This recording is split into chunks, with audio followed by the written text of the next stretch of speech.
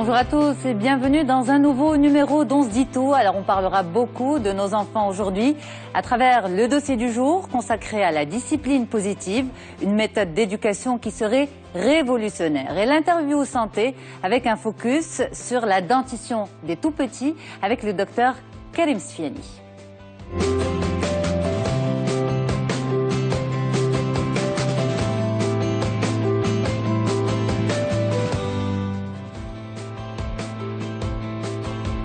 Aujourd'hui, je vous propose donc un focus sur une méthode d'éducation et d'accompagnement. Alors souvent, lorsque l'on parle de discipline, nous avons en tête rigidité, cadre strict, voire austérité. Mais si fermeté pouvait rimer avec bienveillance, c'est justement le cœur, le centre d'une méthode éducative qui nous vient tout droit des États-Unis, la discipline positive. Alors comment fonctionne-t-elle? Comment la mettre en pratique? On se dit tout, démocratise l'information grâce à vous aujourd'hui. Madame Amal Hassoun, vous êtes coach et formatrice certifiée en discipline positive, parents et enseignants à Casablanca. Merci d'être avec nous. Merci Yasmine. Et on reçoit également Sonia Bourroyel, enseignante et spécialiste des sciences de l'éducation à Tanger. On va voir avec vous ce que vous en pensez véritablement en tant qu'enseignante et si vous imaginez la mise en place de cette discipline dans le cadre scolaire. Bonjour, merci d'être là Sonia. C'est un plaisir de vous avoir.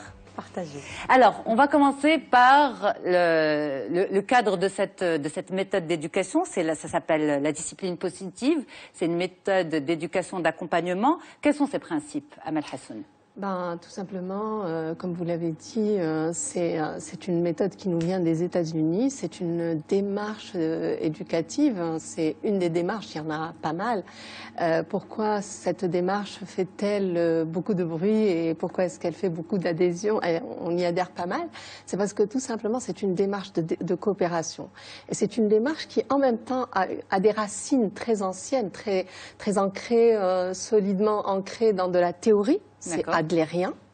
Et il y a tout le côté pragmatique et outils pratiques mis en place par deux Américaines qui sont Jen Nelson et Lynn Lott. Alors, discipline, vous l'avez dit, ça nous renvoie à quelque chose de rigide, strict, fermé, alors que discipline vient du latin qui est disciplina, et ça veut dire suivre un modèle.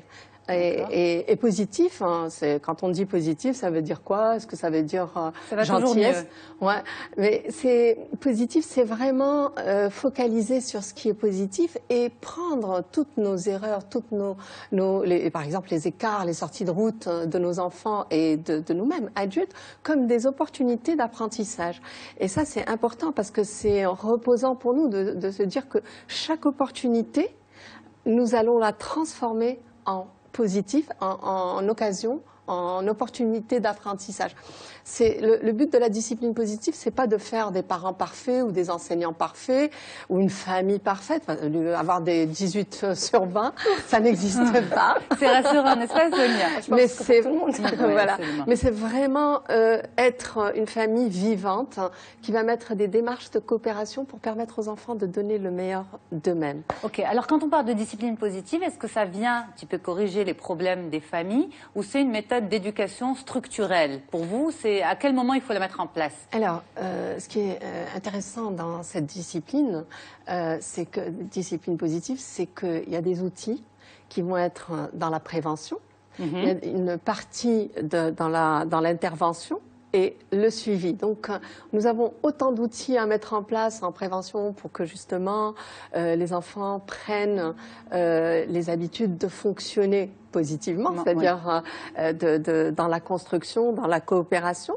Nous avons des outils pour gérer les incidents et nous avons des outils de suivi. Donc, il y a plusieurs phases et à nous d'aller chercher l'outil qu'il faut, que ce soit pour les parents ou pour les enseignants, parce que c'est formidable. Okay. Mais justement, quand on parle de discipline, vous l'avez dit, on l'a dit en début, on revient sur ça, parce que le terme, c'est l'expression de cette méthode, c'est discipline positive.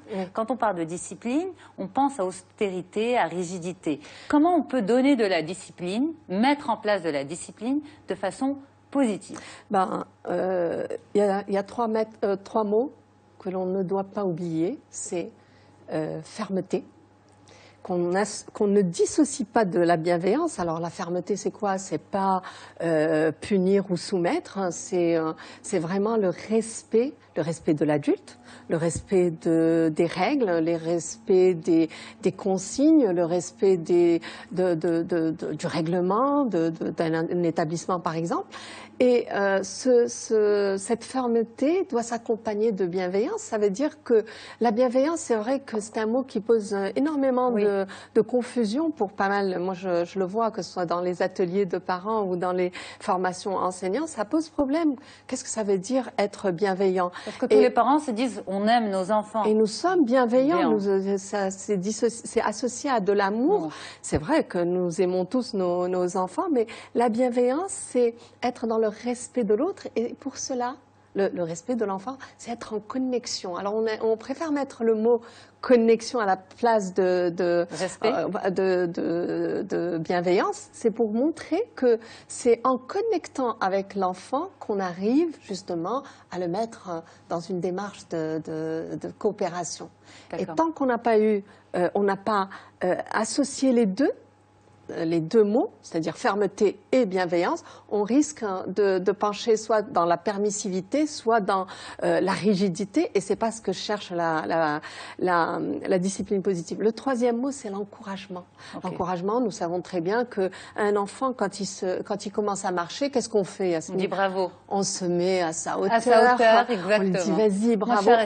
On sait qu'il va tomber, mais on est persuadé qu'il va réussir. Il va réussir à marcher.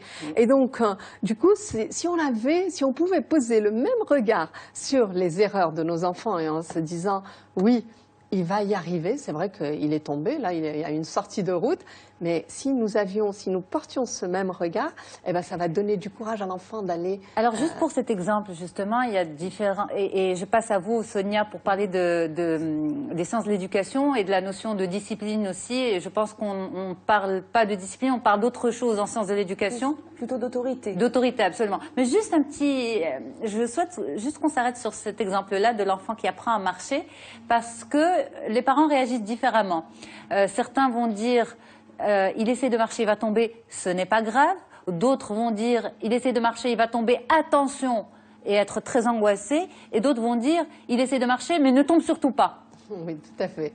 C'est tout à fait vrai, ça dépend des parents. Mais ce qui est important à capter, c'est que tous, ils sont certains qu'il va y arriver. D'accord? C'est ça. C'est-à-dire que tout le monde sait tous les parents savent que l'enfant va tomber. À ce moment-là, chacun va mettre des stratégies différentes, comme vous avez dit. Il y en a qui vont mettre tous les coins de la maison sont protégés, pas possibilité qu'il se fasse mal. Éviter la frustration, mais au maximum à l'enfant. Et ça, c'est des stratégies. Mais si vous voulez, ce que je voulais toucher du doigt et faire toucher du doigt aux parents et aux enseignants, c'est avoir cette certitude que l'enfant va y arriver. C'est le côté le plus positif en fait de l'action. Oui, Sonia. Dessus parce que c'est ce qu'il y a de plus difficile. Quand on prend l'exemple de la marche, c'est quelque chose qui est inné, c'est-à-dire que voilà, l'enfant, on sait très bien qu'il va réussir à marcher. Ça va prendre un certain temps, mais il va y réussir. Alors que quand on est dans le cadre de l'école, on a une échéance, on a une échéance qui nous dit, il va peut-être pas y arriver, il va peut-être pas réussir à suivre la cadence, les apprentissages, et puis il y a les examens qui viennent sanctionner, et du coup qui ne laissent pas forcément l'opportunité aux enfants de réussir. Mais justement, dans les sens de l'éducation, on ne parle pas de discipline positive, on parle d'autorité, mais avec le... Est-ce qu'on rajoute le positif? Oui, ou éducative, ou bienveillante. On retrouve toujours les mêmes termes. Il faut savoir qu'au sein de la classe, on a deux entités. On a l'enseignant d'un côté, et puis on a les élèves de l'autre. Il faut savoir que l'enseignant, quand il rentre en classe, il est détenteur d'un certain savoir. Donc il arrive avec une autorité qui est... inné, j'ai envie de dire, de par son statut. D'accord ? Donc les enfants attendent de cet enseignant qu'il fasse preuve d'autorité. De l'autre côté, on a les élèves. Ces élèves-là, ils ont besoin de sentir que l'enseignant, il est là pour eux. c'est-à-dire qu'il est là qu'il met en place des règles, qu'il va être garant de ces règles, et pour revenir à la discipline positive, qu'il va être bienveillant, c'est-à-dire que ces règles, elles sont là pour le bien des enfants, c'est-à-dire qu'elles sont là pour les aider à progresser, elles sont là pour aider à fixer les apprentissages, elles sont là pour eux. Et moi, en tant qu'enseignante, il m'arrivait, quand j'étais encore dans la classe, de dire à mes élèves, voilà, on va mettre en place un certain nombre de règles de vie, on va mettre en place un certain nombre de responsabilités. Elles sont pour vous, elles sont pour vous. Mais est-ce que c'est une démarche un petit peu généralisée des enseignants? C'est une bonne démarche. Alors, Amal a envie de réagir à ce que disait Sonia. Tout à fait. C'est exactement sur ce point que d'abord, j'aimerais bien faire une petite marche arrière par rapport à l'enfant qui c'est inné. C'est vrai qu'à la naissance, c'est un réflexe, mais qu'on perd. Donc qu'on acquiert par la suite. Donc ça, c'est une chose. Et autre chose, c'est que quand on vient, c'est vrai que moi-même, j'ai été enseignante et je continue à travailler en milieu scolaire. Quand on arrive chez les enfants et qu'on arrive avec nos règles, c'est vraiment toujours avec une bonne intention. Et il y a toujours, c'est dans l'intérêt de l'enfant. Quand on dit le respect de la classe, quand on dit l'écoute, quand on dit tout ça, on demande aux enfants mais Sonia proposé de mettre en place un cadre, en fait, ensemble. Voilà. C'est des règles alors ça, c'est le ensemble. C'est-à-dire ne pas leur dire c'est dans votre intérêt, mais c'est d'aller dans qu'est-ce qui va nous permettre ensemble de fonctionner. Et c'est là où c'est eux qui sont amenés à réfléchir et c'est eux qui vont être force de proposition. Exactement. Et toute la différence est là. C'est ça.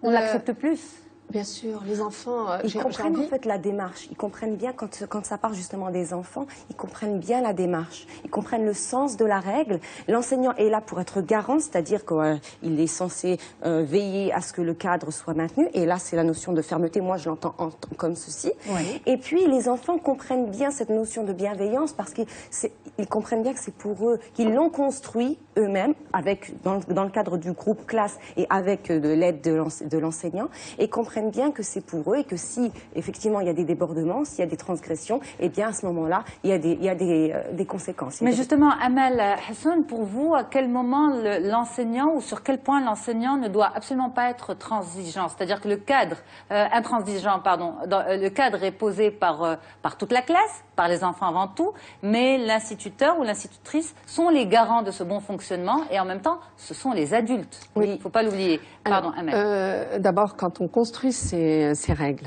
quand on les construit, quand on les co-construit avec les élèves, avec les enfants qu'on a à charge. C'est une approche, comme on a dit, ils s'approprient, c'est eux qui ont réfléchi, donc ils sont dans la coopération et quand ils ont construit quelque chose, ils ont envie de le réussir. Donc ça, c'est clair. Donc ça facilite le travail pour l'enseignant. Bien sûr, je vous donnerai un exemple d'une enseignante. Le point que vous avez posé une question, c'est par rapport... L'enseignant est le garant. Oui, le garant. Alors, par exemple, en début d'année, quand on est, et Sonia sera certainement d'accord avec moi, quand on construit le cadre, parce que on vient avec les enfants, nous on pose des questions très simples, de quoi avons-nous besoin pour fonctionner ensemble? Et donc ils vont dire de respect, ils connaissent toutes les règles, ils savent qu'on respecter. Donc on va approfondir, on va dire à quoi verrais-tu que tu es respecté, qu'est-ce que tu dois entendre. On approfondit, c'est voilà, ça? On approfondit et surtout on concrétise, on va aller sur des choses concrètes. Et là, par exemple, un enfant va dire moi, j'aimerais bien avoir 4 récréations, par exemple. On peut l'entendre. On dit oui, j'entends, ça serait très sympa, ça serait agréable pour nous tous, mais nous avons un règlement et on sait qu'on ne peut avoir qu'une récréation dans la matinée. Donc, il a entendu, donc il a été bienveillant, mais il a été ferme parce qu'il n'a pas dit alors, ça serait bien de faire 4 qui c'est qui... Non, c'est. Et là, qu'est-ce qu'on entend? Oh. Ouais. Mais en général, quand on le dit, j'en ai qui s'amusent à dire, Madame, ça serait bien d'avoir plusieurs récréations. Ok, ça ferait du bien à tout le monde. Mais en même temps, nous sommes dans un établissement scolaire. Il y a un cadre qui est au-dessus de ce cadre-là, et donc on devrait rentrer dedans. Et ils le comprennent, et puis ça continue. Et ça, c'est pour les écoliers, collégiens, lycéens, pour tout le monde. Ça devrait être une façon de faire. Oui. Annuelle, régulière? Oui. Alors, pour annuelle régulière, en début d'année, il est important de poser ce cadre dans la coopération. Mais ce qui est formidable, c'est que ces lignes de conduite, elles sont aussi, on va faire une sortie scolaire. Comment allons-nous faire pour que cette sortie soit réussie? Nous allons recevoir un acteur, pardon, un artiste. Hein, oui, ça peut, des fois, c'est un acteur, un intervenant extérieur. Comment allons-nous faire pour accueillir cet intervenant et que ça se passe pour le mieux pour nous tous? Okay. Donc vraiment, ça, c'est des directives ponctuelles. Alors Sonia, est-ce que vous concevez cette pratique en classe, quand on a 30 élèves, quand on a 25 élèves, quand on en a 34, est-ce que c'est faisable? Alors j'ai essayé de reprendre donc certains points de la discipline positive. Alors déjà pour moi c'est un concept qui est bénéfique pour les enfants dans la mesure où ça se veut être positif et dans la mesure où les solutions partent des enfants. Hein, ça les rend acteurs, donc de ce point de vue-là, moi je suis entièrement enchantée. D'accord. Maintenant, effectivement, pour revenir donc au problème de l'effectif, vous touchez une difficulté qui est rencontrée par de nombreux enseignants, notamment dans ce qui est appelé le temps dédié. Hein, le temps dédié, ce serait un temps qui serait consacré aux enfants, en fait, à chaque enfant, pour lui parler, pour lui expliquer, pour verbaliser certaines choses, un certain nombre de choses. En soi, le temps dédié, c'est quelque chose qui est vraiment très intéressant parce que ça permet au sein du groupe classe de considérer cet enfant comme unique. C'est-à-dire, voilà, effectivement, il y a le groupe classe, mais tu n'es pas perdu dans ce groupe classe. Tu existes, toi, en tant que tel, et c'est vrai que c'est très intéressant. Maintenant, effectivement, quand on a un effectif qui est important, c'est très difficile. N'oubliez pas que la difficulté majeure des enseignants, c'est quand même d'avoir un contenu dense, un programme extrêmement chargé à mener, et puis un taux horaire qui est ce qu'il est. C'est pas comme quand on est avec nos enfants. Voilà. C'est terrible. L'enseignant a toujours cette notion de course contre la... Et les échéances.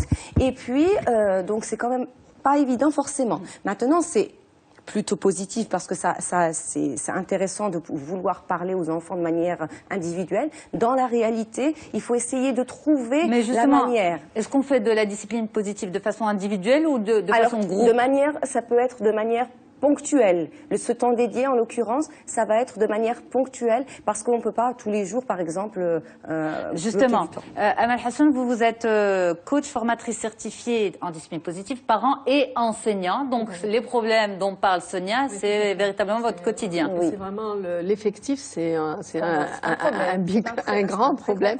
C'est certain. Alors, le temps dédié, c'est un des outils, et merci de l'avoir évoqué, qui est précieux dans le tête-à-tête et qui fait partir avec l'enfant. C'est vrai que, comme le disait Sonia, tout à fait. Et c'est vrai que, alors, c'est quoi ce temps dédié, justement? C'est vraiment, que ce soit avec un élève ou avec nos enfants, on utilise le temps dédié, c'est vraiment prendre le temps. Par exemple, on va observer dans la classe un enfant qui est soit à la traîne, soit un enfant qui est révolté, soit un enfant qui est dans la... Voilà, il a un comportement inapproprié, ce que nous appelons, nous, les comportements inappropriés. Et on peut lui dire, écoute, là, on va continuer le cours, mais j'aimerais bien te voir à la fin de l'heure. D'accord. Viens qu'on se voit. Et on peut se prendre un petit moment. Et vous savez, ce petit moment-là, ça fait des miracles avec des enfants. Donc, c'est vraiment, il va se sentir techniquement, écouté. ça se passe comment? Tu viens me voir à la fin de l'heure. Sonia, Sonia, j'ai vu qu'aujourd'hui, le vendredi, voilà, je m'adresse à la personne, à l'enfant. Avec beaucoup d'indulgence et de bienveillance. Et surtout avec de la bienveillance et de la fermeté. Hein, c'est pas lui dire oui, voilà, je comprends, tu peux continuer à faire ça. Non, c'est voilà. Moi, je vois que tu as besoin d'attention, je vois que tu as besoin de temps, je vois que tu es en colère, je vois que voilà, je dis les faits. Et en même temps, je vais lui dire, moi, j'ai besoin que ensemble on trouve des solutions. Et on peut basculer sur des recherches de solutions. Mais pardon, Amal, est-ce qu'on lui dit qu'est-ce qui se passe? Est-ce qu'on pose la question? Oui, on peut. On peut. Ou que faut essayer de comprendre ou on trouve juste la solution? Non, bien sûr. Ouais. D'abord, avant d'arriver à la solution, on va comprendre, on va connecter avec lui, on va dire, je vois que tu es en colère, je vois que tu as résisté à ceci, tu te sens pas bien, qu'est-ce qui se passe?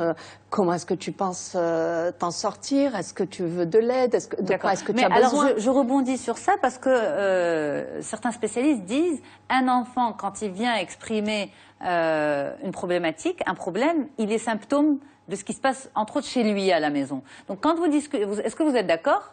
Forcément, et quand vous discutez avec l'enfant, que vous voyez par exemple que l'enfant est un petit peu perturbé, bruyant, et que vous discutez avec lui en fin de classe, si vous sentez que le problème vient des parents, est-ce que ça va plus loin? Alors, en discipline positive. C'est vrai que entre nous, on passe notre temps à nous renvoyer la balle. Les parents, c'est la faute des enseignants, les enseignants, c'est la faute des parents. Mais ce qui est intéressant en discipline positive, c'est de considérer l'enfant et de voir justement là, ici et maintenant, de quoi il a besoin et de voir ça. Après, il peut parler des problèmes qui se passent à la maison. Si je suis enseignante ou l'inverse, je suis maman et il va me parler de ce qui s'est passé. C'est vraiment ouvrir un espace où l'enfant pourrait parler de ce qui se passe. Après, bien entendu, dans notre établissement, parce que je travaille au sein d'un établissement scolaire également, donc quand la problématique est là et si elle concerne les parents, on pourrait basculer sur une recherche de solutions avec les parents. Si c'est avec la CPE, on va avec la conseillère d'éducation. Si c'est avec un enseignant, ou avec un camarade. Et là, je vais juste rajouter ça. Sonia a parlé du temps dédié, qui est individuel. Et quand on a 30 enfants, c'est vrai que c'est pas évident. Il y a un autre outil qui est précieux, c'est le temps d'échange en classe, que nous appelons le TEC. D'accord. Pour la famille, le TEF, le temps d'échange en famille. Et ça, c'est vraiment... On va parler de la famille en deuxième partie, parce qu'on parle beaucoup de la classe. De la classe, et c'est vraiment le grand cercle. On se pose, on a un ordre du jour, on va commencer par un tour d'appréciation. Alors justement, Sonia... Ça se fait sous une autre forme par les enseignants. Hein. C'est comme l'heure de vie de classe. Ouais. Alors selon les établissements scolaires, c'est appelé différemment, mais c'est l'heure de vérité où on pose les choses à plat, où on met en avant les difficultés qui sont rencontrées. Mais c'est fait de façon hebdomadaire? Oui, ça peut être présent dans les emplois du temps. Dans certains établissements, c'est 1 heure, ou alors c'est un enseignant qui va décider sur 30 minutes de son temps de prendre le temps de discuter justement avec les enfants. Mais l'importance, est-ce qu'elle est valorisée par les enseignants, Sonia? Vous avez enseigné, vous êtes enseignante, enfin vous avez beaucoup de collègues et vous voyez un petit peu les difficultés de chacun et de chacune et l'importance de ce temps-là qui peut parfois être considéré comme un temps que l'on prend au contenu. Alors c'est du temps surtout quand on a des échéances. C'est du temps qui va être du temps de gagner pour après, j'ai envie de dire. Si vous voulez, quand on prend le temps de discuter, de dialoguer avec les enfants, d'établir une relation, ça peut désamorcer des choses dans la gestion de classe et qui rendra les apprentissages plus faciles. Ça rendra de manière plus évidente, voyez. C'est vrai que si on laisse quelque chose qui est négatif, on sent qu'il y a quelque chose qui se passe et on nie quelque part, vous avez raison. Quelque part, on reporte un problème et on empêche les apprentissages de se faire de cette manière sereine. J'ai quand même une question par rapport à toute cette mise en place, c'est qu'on demande aux enseignants d'être presque des psychologues. Et l'enseignant, on oublie, n'est pas qu'une fonction. Derrière se cache l'humain. L'humain avec ses difficultés, ses fragilités, ses incapacités, sa douleur, ses bonheurs, voilà. Donc, est-ce qu'on n'en demande pas trop aux enseignants, humainement? Pourtant, ils sont garants de l'éducation également de nos enfants.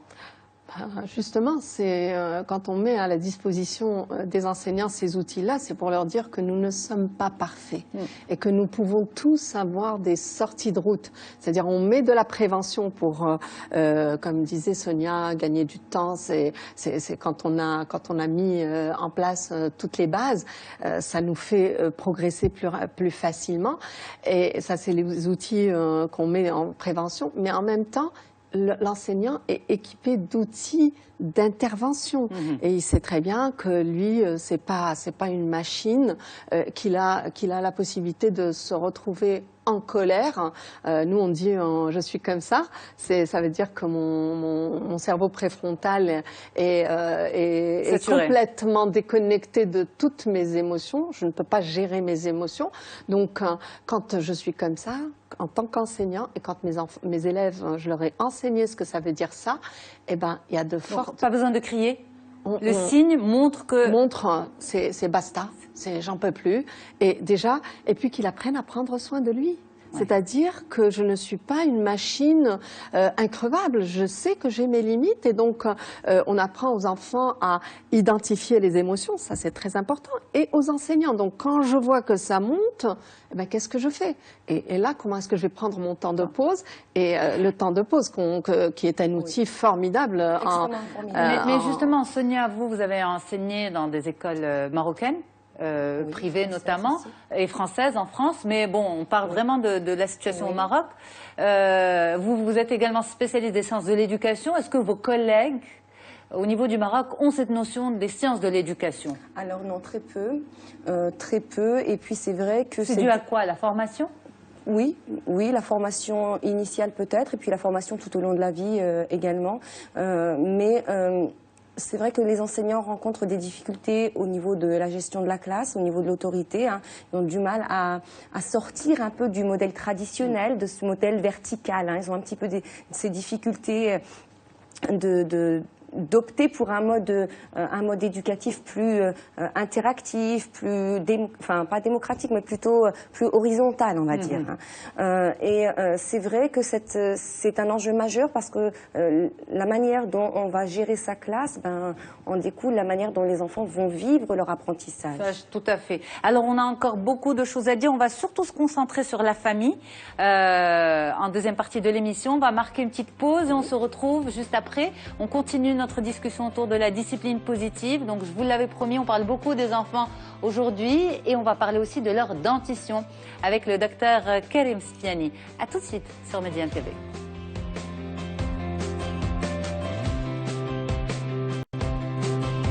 Donc bienvenue pour la deuxième partie d'On se dit tout, spéciale discipline positive. Et si fermeté pouvait rimer avec bienveillance, c'est vraiment le cœur, la philosophie de cette discipline d'accompagnement et d'éducation. J'ai avec moi sur le plateau deux spécialistes.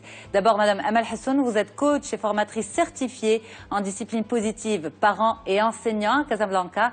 Et Sonia Bouroyel, vous êtes enseignante spécialiste des sciences de l'éducation à Tanger. Donc mesdames, merci beaucoup d'être là. Dans un petit moment, on retrouvera Dr Karim Spiani pour parler d'autres choses. On va parler de la dentition des enfants, mais revenons à la discipline positive. Justement, on a beaucoup parlé de l'école, de la classe, du fonctionnement. Pourquoi? Parce que quand on parle de nos enfants, de leur éducation, eh bien ça passe aussi par l'école. Et la classe, c'est véritablement une concentration d'enfants gérée par une seule personne, l'enseignant, qui peut parfois être en difficulté. Donc pour toutes les personnes qui viennent de nous rejoindre, n'hésitez pas, vous pouvez retrouver cette émission sur notre site mediantv.com. Donc allez-y, regardez l'émission dès le départ. Et puis là, on enchaîne sur la famille. Alors, la discipline positive repose sur certains outils. On disait sur des outils préventifs, mais aussi sur des outils d'intervention. Donc, pour les parents qui ont déjà des enfants, on va dire, qui commencent à grandir, l'idéal, ce serait peut-être, Madame Amal Hassoun, de structurer l'enfant dès le départ, dès sa naissance, via cette discipline positive, cette méthode. Mais pour ceux qui ont déjà, on va revenir à ça, on va dire c'est plus simple pour eux, mais pour ceux qui ont déjà des enfants qui commencent à grandir et qui commencent à avoir certains petits problèmes. On va parler de cas concrets justement. Un enfant, parce qu'on l'aime beaucoup, il est choyé et il commence à développer ce qu'on appelle des attitudes d'enfant roi. Il est fatigant et on en voit, et certains parents souffrent de ça en pensant avoir donné énormément d'amour et d'affection, se retrouve avec le revers de la médaille, savoir un enfant qui prend le dessus. Comment on peut rétablir la situation et est-ce que ces parents peuvent le faire? Tout à fait. C'est vrai que c'est plus simple quand c'est petit. Moi, j'ai expérimenté les deux. J'ai eu les grands-enfants, mes enfants, et donc j'ai rencontré la discipline positive alors qu'ils étaient déjà grands. Et j'ai eu mes petits-enfants. Donc c'était beaucoup plus sympathique avec les petits. Les plus petits. Mais c'est toujours des outils très concrets. Par exemple, pour cet enfant-là, ça veut dire qu'on a manqué de fermeté. On lui a tout permis et donc c'est un enfant qu'on dit gâté. Et donc comment faire? C'est un enfant qui a besoin de cadre. Alors on va utiliser tous les outils qui vont aider à mettre le cadre pour qu'il puisse se sentir en sécurité. Parce que les enfants, quand ça déborde, c'est ils vont tester et ils ne connaissent pas les limites, ils savent pas trop ce qu'on attend d'eux. Et ils attendent beaucoup des parents. Alors, cet enfant-là, C'est vrai que ça nous paraît naturel en classe qu'un enseignant pose des règles, que ce soit pour le fonctionnement de la classe, que ce soit des fonctionnements ponctuels, une sortie. Mais les parents oublient souvent de le faire. Même si on met des règles, hein, des fois on les respecte pas. Et quand je dis des outils de prévention, c'est mettre ces règles en construction avec l'enfant, c'est important. Mais faire le suivi des règles, parce qu'on peut les poser et ne plus les revisiter, ne pas dire ah, écoute, ça ne marche pas, on avait décidé d'eux et pourtant ce n'est pas fait. On avait décidé que ta chambre, tu t'occuperais de ton lit chaque matin, et ben je vois qu'au bout d'une semaine, ton lit est toujours pas fait. Alors qu'est-ce qui se passe? Et basculer en recherche de solutions. Il y a des outils, il y a Donc jamais imposer, toujours discuter. Alors c'est pas fatigant quand même. Bien sûr, c'est de l'énergie. En tant que parent, et ça, il faut pas avoir honte de le dire, la solution de facilité, c'est d'imposer. C'est bon, tu discutes plus, c'est comme ça et pas autrement. Non, mais il y a des moments où c'est bon. Il le faut. Ah mais bien sûr, il y a des moments où c'est comme ça, on arrête de discuter parce qu'on avait pris le temps de mettre les choses en place, mais s'il n'y a pas de respect, par exemple, on avait décidé que les devoirs vont commencer à 7 heures et que il est presque 8 heures et il n'y est pas encore, et ben à un moment donné j'arrive, hein, c'est pas comment on fait pour la prochaine fois, est-ce que ça t'arrange de commencer à 8 heures? Non, on impose. À 7 heures, si tu n'y vas pas, dans tous les cas, à 8 heures, nous on va par exemple dîner ou voilà, on va annoncer la suite du programme, et ben tant pis si tu les as pas fait. Tu assumes tes responsabilités. Alors là, il faut que les parents puissent gérer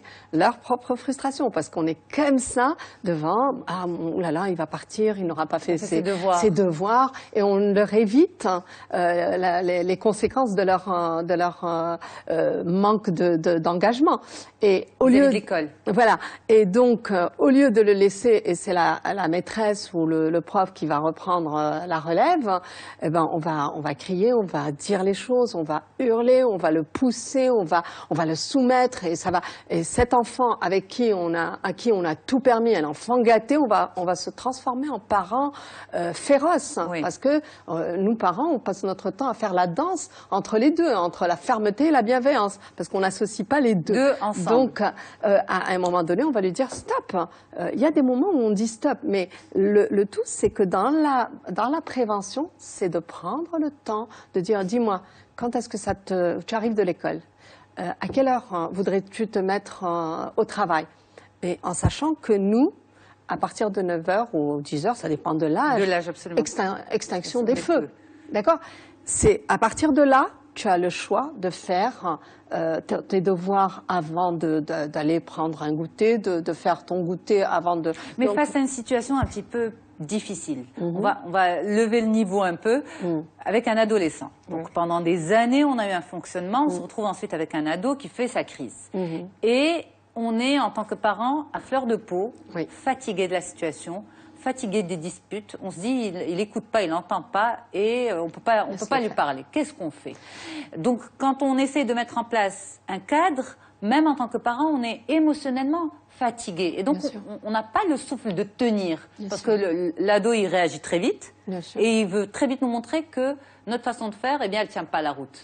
L'outil dont on a parlé tout à l'heure avec Sonia, le temps de pause, c'est vraiment le temps où on se pose et on réfléchit. C'est-à-dire, on va d'abord se faire du bien et après, on va pouvoir réfléchir. Et réfléchir, c'est vraiment, il y a un outil qui est précieux en discipline positive, qui est une grille qui nous permet de voir, en fonction de ce que nous ressentons, comment est-ce qu'on se sent face à ce comportement, d'aller deviner, d'aller comprendre le besoin caché de l'enfant. Par exemple, un enfant, pour la même situation, il refuse de se mettre au devoir. Un ado. Un ado, voilà. Les ados sont... Un ado. Il refuse. Ouais, c'est vrai, c'est les plus...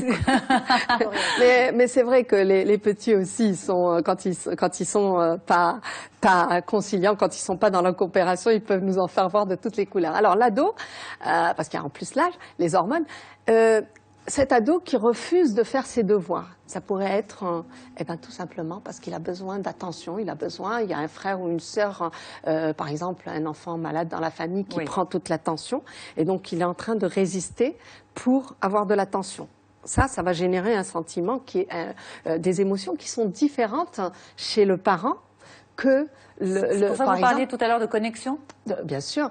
Et par exemple, un enfant pour les devoirs, il est là, il va refuser de faire ses devoirs parce que lui, il va se dire dans sa tête, ouais, la dernière fois, c'est toi qui as gagné, tu m'as obligé, cette fois-ci, tu ne m'obligeras pas.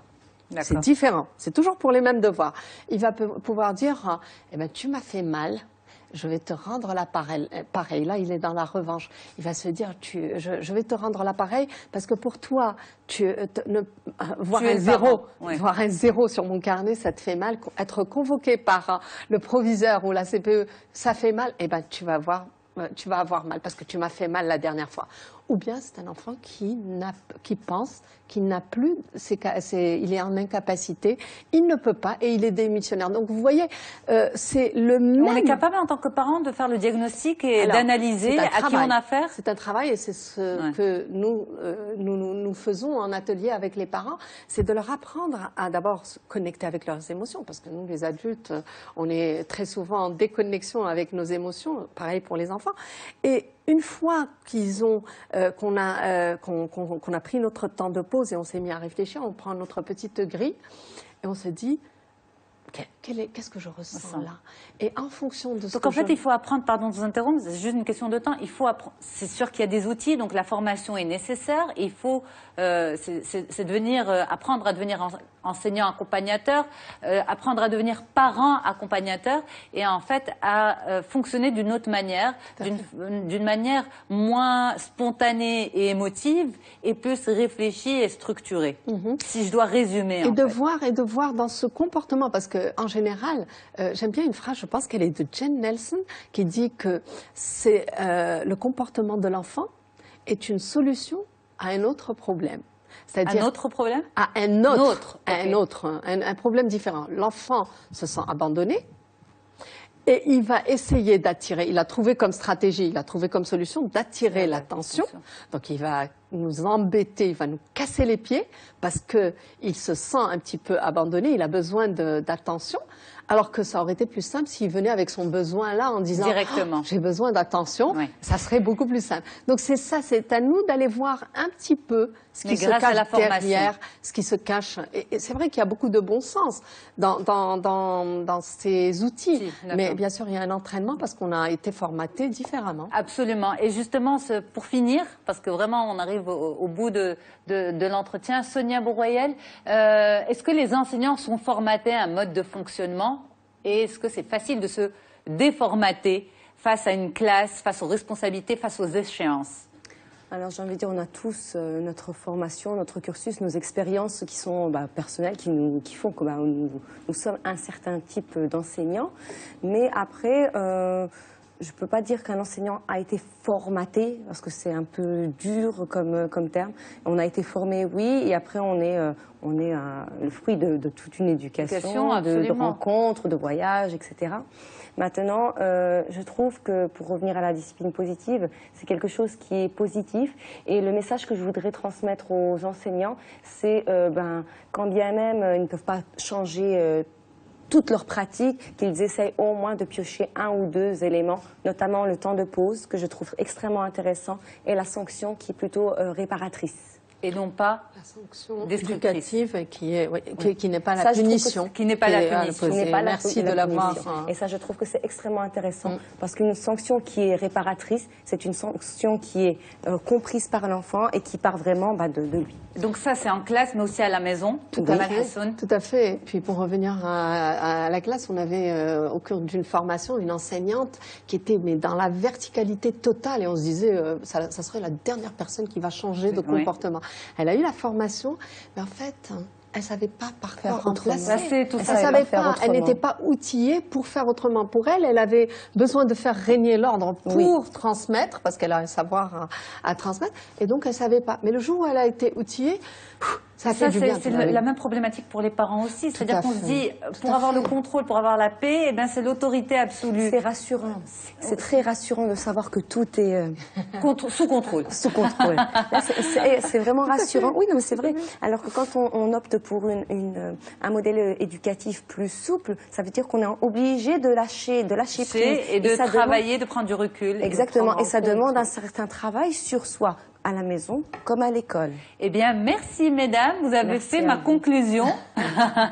Amal Hassoun, vous êtes coach formatrice certifiée en discipline positive parents et enseignant à Casablanca. Et Sonia Bourroyel, enseignante et spécialiste des sciences de l'éducation à Tanger. Au plaisir de vous retrouver, j'espère très vite sur le plateau d'On se dit tout et sur les ondes de Média Radio aussi. Dans l'émission Matinée Maghrébine, je fais d'ailleurs un petit clin d'œil à ma moitié à l'antenne Farhana. Dans un petit moment, moi je reste avec vous. Dans un petit moment, je retrouve le docteur Karim Sfiani. On va parler des dents des tout-petits. Et ça promet, hein, je vous le promets aussi avec lui. À tout de suite. Comme je vous l'ai annoncé il y a quelques instants, je retrouve tout de suite le docteur Karim Sfiani pour parler des dents des tout-petits. Alors, première visite chez le dentiste, brossage, hygiène, ça n'aura plus de secret pour vous, chers téléspectateurs, grâce à notre docteur. Merci d'être là, docteur Karim Sfiani. Vous êtes orthodontiste à Tanger et membre de l'Association américaine de dentisterie pédiatrique. Merci. Bonjour, c'est un plaisir de vous avoir. Merci Yasmine, bonjour. Merci de faire le thème de ce jour, un des thèmes de ce jour, la dentition chez l'enfant. Absolument, c'est un thème Merci qui est beaucoup. très important. Alors, on va commencer par le commencement. Oui, La première visite chez le dentiste, elle devrait se faire vers quel âge? très bien, très bien. Alors, je te remercie parce que le sujet, on voit un manque d'informations, surtout au Maroc et au Maghreb. On voit un manque d'informations parce que les gens, ils ont des mauvaises informations, ils ont des lacunes. Ok. Alors, pour la visite chez le dentiste, vous savez, la base de la dentition chez l'adulte, c'est la dentition de l'enfant. Absolument. C'est la base, c'est la fondation. C'est pour ça qu'on en parle aujourd'hui. Voilà. Parce que tout est question de prévention et de sensibilisation. Exactement. Alors, pour qu'un adulte de 20 ans, 25 ans aura une bonne dentition et un beau sourire, il faut que la base soit saine dans les meilleures conditions.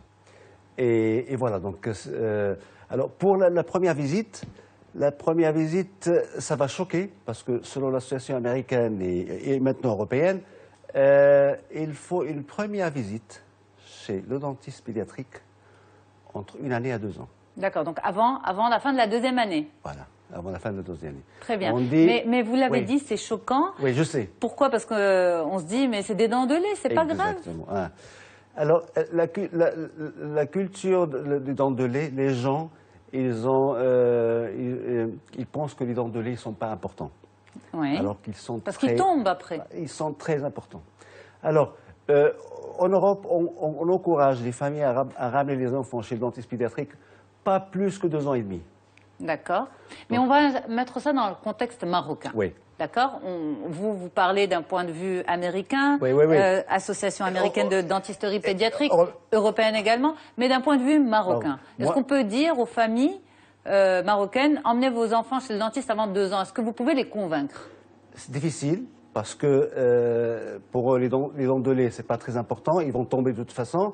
Moi, je dirais de ramener les enfants entre 2 à 3 ans. Pas plus que 3 ans. Pas plus que 3 Pas ans. plus que 3 ans. D'accord. Parce qu'à 3 ans, on commence à voir les premiers caries à apparaître. De dents de lait. Ouais. Ok. Ouais. Alors on va faire les choses vraiment du terrain. Ouais. Vous, dans votre pratique, vous voyez les enfants à partir de quel âge? Les recommandations, on va dire internationales, américaines, européennes, c'est maximum 2 ans. Voilà, Vos exactement. recommandations aujourd'hui, vous dites, allez, on va comprendre le contexte marocain, on va dire pas avant Exactement. 3 ans. Mais la réalité, qu'est-ce qu'elle donne? Elle donne, ça commence, les familles, les mamans, ils commencent à ramener leur enfant à l'âge de 3 ans et à 4 ans, on commence à avoir beaucoup d'intérêt. D'accord. Il prend beaucoup d'intérêt pour les enfants et il commence à ramener les enfants vers 3-4 ans. D'accord. Oui. Ok, donc vous voyez des enfants de 3-4 ans, on peut les convaincre, les ramener à 3-4 ans. Okay. Ils comprennent. L'idée de faire cette interview avec vous, c'est justement de convaincre les parents qui nous regardent de l'intérêt d'emmener l'enfant chez le dentiste très tôt. Pourquoi? Parce que vous dites, les dents de lait ont toute leur importance, même si elles vont tomber, mais exactement. Attention. Exactement. Sonnette d'alarme, qu'est-ce que vous pouvez dire aux parents? Comment vous pouvez les convaincre? Bon, alors, les parents, ils ont commencé à comprendre ça parce que, surtout les parents qui ont des enfants, les premiers enfants qui ont l'âge de 8-9 ans, ils ont connu quelques problèmes. D'accord. Et ils veulent éviter à leur deuxième enfant. Les mêmes problèmes. Voilà, exactement. Quels sont ces problèmes, docteur? Surtout la carie. D'accord. La carie, c'est un problème, je dirais, 90% des enfants, à l'âge de 5 ans, ils ont eu au moins une carie. Mais une carie sur une dent de lait, est-ce que c'est un problème? La dent va tomber, la carie va partir avec, non? Je vais vous expliquer. Alors, la maman ramène les enfants et on fait une évaluation du risque du carie chez l'enfant. C'est-à-dire? On regarde ses habitudes alimentaires, on regarde ses habitudes de brossage et on dit voilà, votre enfant, il a un grand risque de carie, donc il faut faire ça pour prévenir. D'accord. Donc en fait, pour vous, un enfant qui vient avec des dents de lait cariées, c'est un adulte qui va avoir beaucoup de caries. Oui, beaucoup de caries. D'où l'importance, parce qu'en fait, ce que vous essayez de faire, c'est de faire de la prévention à travers ces visites. C'est ça? Exactement. Faire de la prévention sur l'hygiène notamment? Sur l'hygiène et sur stopper et détecter les caries précocement. On peut les stopper? Ah oui, ouais. On peut surtout les détecter. Oui. Voilà, par exemple, si par exemple, il y a une famille, il y a un enfant, il a 9 ans, il a eu beaucoup de caries. Certainement, l'enfant qui a 5 ans, il aura la même chose. Son frère? Voilà. D'accord. Si par exemple, une maman, il avait beaucoup de caries, certainement, on classe l'enfant à haut risque. Pourquoi tout ça? C'est dû à quoi? Justement, par exemple, si la maman a eu des caries, les enfants, vous dites, on les classe comme enfants à haut risque. Pourquoi? Voilà. C'est un problème d'hygiène? C'est un problème héréditaire? C'est quoi exactement? Les deux. D'accord. Alors, s'il y a, principalement, ce sont des problèmes d'habitude. D'habitude alimentaire et d'habitude d'hygiène. OK. Ça, c'est principalement. Il y a un autre facteur, un facteur héréditaire. Un facteur héréditaire. La première chose qu'on voit chez l'enfant, on voit la nature des dents. D'accord. Est-ce qu'ils sont susceptibles d'avoir des caries ou pas? Et ça, c'est très important. Très bien, mais quand, par exemple, vous avez en face de vous un enfant qui est susceptible, de par son terrain, génétique, héréditaire, la structure de sa dent, un enfant qui risque de faire des caries, qu'est-ce que vous, en tant que dentiste, que médecin, vous pouvez proposer à la famille? Alors, on explique aux parents que voilà, et maintenant on classe l'enfant. Il y a une classification à faire. Donc, on dit, voilà, votre enfant, il a un haut risque de carie ou un risque moyen de carie. Pour chaque enfant, il y a un protocole de suivi. Oui. À la maison et au cabinet? Voilà. Très bien. Alors, détaillons. À la maison, on fait quoi? À la maison, déjà, on recommande un dentifrice adéquat. OK. Avec la bonne teneur en fluor. Donc, dans le commerce, on trouve dentifrice, par exemple, pour de 2 à 5 ans, voilà. De 2 à 6 ans. Ensuite, dentifrice pour les 6-8 ans. Est-ce qu'il faut absolument respecter les âges? Alors, si on n'a pas de conseil, il faut absolument respecter les âges. Mais si on est orienté par un dentiste pédiatrique, il faut suivre les conseils du dentiste. Parfois, il recommande d'autres dosages. D'accord. Voilà, par exemple, chez un enfant qui a un haut risque de carie, il a 6 ans.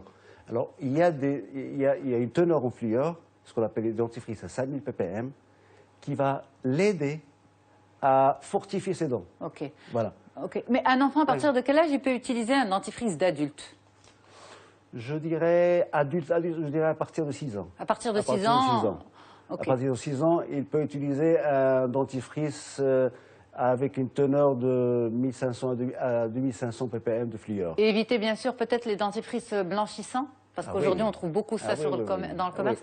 Les dentifrices pour enfants, ils sont à teneur de fluor et calcium. Et parce que l'enfant, généralement, les dents de lait, ils sont plus ou moins plus fragiles que les dents de l'adulte. OK. Et les enfants, ils ont tendance à avoir plus de caries. OK. Alors, docteur Karim Soufiane, justement, on parle de brossage de l'enfant, mais de la même manière que je vous posais la question à partir de quel âge la visite chez le dentiste, à partir de quel âge on commence à brosser les dents, et ne me dites pas dès la première dent. Non. Alors, il faut même les Américains ne recommandent pas ça. Oui. Là, si. Alors, il faut savoir que la dentisterie pédiatrique, ça commence dans notre pays, ça commence au Maroc, et il a beaucoup d'importance. Et les gens, ils ont commencé à prendre conscience de ramener l'enfant chez le dentiste pédiatrique. Et c'est très important. Et ça prévient beaucoup de problèmes. Mais le brossage, à partir de quel âge? Le brossage, je dirais, à partir de 2 ans et demi, 3 ans. Hein. D'accord. L'essentiel, c'est que l'habitude s'installe. Okay. Parce que s'il ne s'installe pas, il serait difficile de l'installer après. Alors, pour lutter contre les caries, parce que ça, c'est le gros problème, et c'est ce qui fragilise la dentition de l'enfant, de l'adulte, ça peut avoir aussi, on le sait, ça a été prouvé par des études scientifiques, des risques sur des répercussions sur le cœur, notamment. Il existe aujourd'hui une méthode pour sceller les dents. Voilà. Alors, je vous laisse expliquer, docteur. Ça, c'est une méthode, vous savez, les dents, les enfants, ils ont plus, comme on a dit, ils ont plus de risques de caries. Et il y a 35 ans, 40 ans, ça s'est développé en Europe, une méthode de prévention. Et aujourd'hui, elle est disponible chez nous. Oui, bien sûr. Il y a les dents permanentes. Okay. Ils ont une forme, une forme défavorable qui peut engendrer des caries. Et ce sont surtout les dents de ce qu'on appelle les dents de 6 ans, les fameuses dents de 6 ans. Il y a 30, 40 ans, ça s'est développé en Europe. Une méthode pour prévenir les caries chez ces dents. D'accord. Donc, à partir de quel âge un enfant, les parents peuvent ramener l'enfant chez vous pour prévenir la carie? À partir de quel âge? À partir de 5 ans, 6 ans. 5 ans, 6 ans, qu'est-ce que vous faites en fait? Vous regardez, vous faites le diagnostic, exactement, vous faites l'évaluation. Et on recommande 2 choses. Oui. On recommande la fluoration. Est-ce qu'il aura besoin d'une fluoration supplémentaire? Pour lutter contre la carie? Voilà. Une fluoration supplémentaire. C'est-à-dire, voilà, votre enfant, il a besoin d'une fluoration chaque 6 mois. Ou votre enfant, il a besoin d'une fluoration chaque année. Ou votre enfant, il n'a pas besoin d'une fluoration. Et les scellements, c'est quoi? Et les scellements, c'est les dents définitives, les dents permanentes. Ils ont dans leur forme des petits trous et petits sillons. Et ces trous, ça serait le nid des caries. Et le concept, ça consiste à boucher, à fermer ces trous par un produit fluoré. Et qui nécessite un rappel, un contrôle annuel. Ok. Voilà. Alors, c'est vrai que là, on parle des dents des tout-petits, mais je profite rapidement de la fin de l'émission pour vous poser cette question. Est-ce que nous, les adultes, on peut avoir ces scellements? Parce qu'on n'est pas à l'abri de caries non plus. C'est possible? Bien sûr. D'accord. Pour finir, est-ce que aujourd'hui le ministère de la Santé est suffisamment conscient de l'importance de la dentition des enfants au point d'intégrer tout ça dans des prises en charge? Ah oui. Récemment, il y avait beaucoup de changements sur les remboursements mutuels, sur les mesures encourageantes, les mesures préventives qui encouragent à la prévention. Et maintenant, pratiquement, les mutuelles encouragent ce type de traitement et ce type de contrôle. Et les émissions sont là, on se dit tout est là justement pour apporter l'information et rapprocher au maximum les téléspectateurs de Médiane TV de l'information. Donc, pour résumer, on rappelle rapidement vos recommandations, Dr Karim Sfiani. Une première visite en 2 à 3 ans, max 3 ans, je dirais une première visite. Suivre un programme de prévention avec le dentiste pédiatrique, ça veut dire évaluer le risque chez l'enfant, il y a un suivi.